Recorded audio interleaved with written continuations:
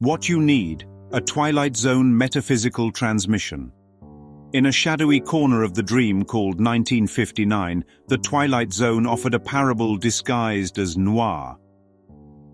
A sidewalk peddler with a suitcase full of knickknacks became a stand-in for the Holy Spirit. An angry man named Fred Renard became the ego's poster child.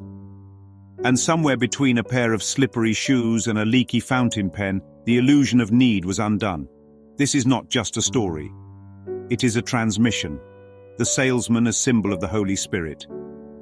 The old man, peddler, seems harmless enough to be ignored. But he carries in his threadbare case exactly what each character needs to fulfill their healing. Not what they want, what they need. A bottle of cleaning fluid, a pair of scissors, a bus ticket to Scranton. These are the forms the lesson takes. But the content is always the same. Correction, guidance. A small symbolic bridge back to the mind that has forgotten it already has everything. You only need it once, he says. And that's the metaphysical key. Because anything that comes from God is one.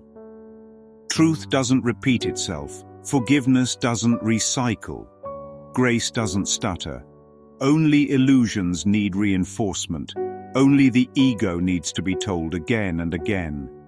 Renard and the ego's hunger. Fred Renard is the ego in human form, grasping, suspicious, entitled, violent. He doesn't want peace, he wants leverage. He doesn't seek healing, he seeks advantage. He sees the old man not as a teacher, but as a vending machine. Give me another tip, another edge, another hit of false certainty. He turns miracle into mechanism, but the miracle doesn't work like that. The one need. When the sidewalk prophet gives someone what they need, it's done. Lefty gets a second chance with a bus ticket. A scuffed jacket gets cleaned. A scarf is cut just in time to prevent strangulation.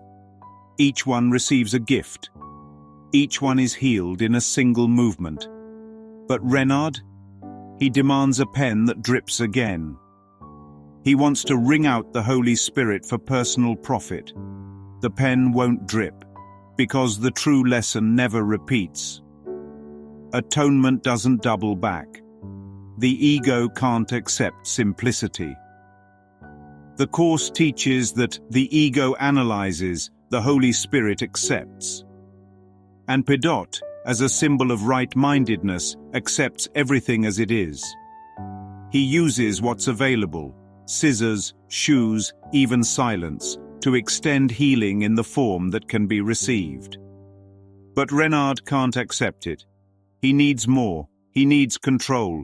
He demands a roadmap for tomorrow, Wednesday, the next race. And the answer he gets? Shoes. Too tight, slippery, unwanted. And yet, exactly what was needed. Because what Pedot sees in Renard's eyes isn't ambition. It's murder. He knows Renard will kill him.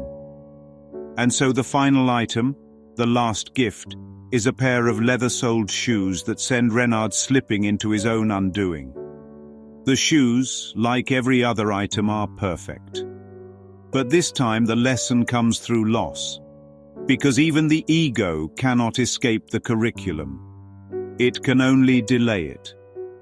Peace of mind, serenity, humor. There's a moment in the episode when Pedot says what the ego truly needs, but will never ask for. The things you need most, I can't supply. Serenity. Peace of mind. Humor. The ability to laugh at oneself. The ego doesn't want to laugh at itself. It wants to be taken seriously. It wants to build an empire on shadows. But what it needs is to vanish. It needs a holy instant of laughter where the false self collapses in its absurdity. It needs to hear, maybe for the first time, there is another way of looking at this. The one answer. This entire episode can be seen as a moving meditation on Lesson 133 from A Course in Miracles. I will not value what is valueless. The world offers thousands of forms, but truth offers only one content. Not thousands of gods, but one source. Not many salvations, but one atonement. Not multiple identities, but one self. The ego chases complexity. Spirit offers simplicity. And the truth? You only need it once. Final reflection. Every object in Pedot's suitcase represents a symbol of healing, but each one is used only once. Because once the lesson is learned, there is no need to repeat it. That is what true forgiveness is. That is what awakening is. It's not the accumulation of truths. It's the recognition of the one. Closing narration transformed. Fred Renard, a man with a sour face to whom contentment came with difficulty. A man who tried to buy enlightenment but never stopped to accept it.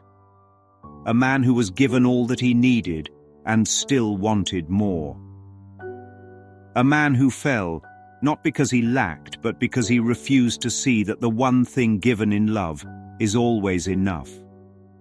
The Holy Spirit doesn't give what the ego asks for, but always gives what is needed. Once, always, forever. In the twilight of illusion, that is what is remembered.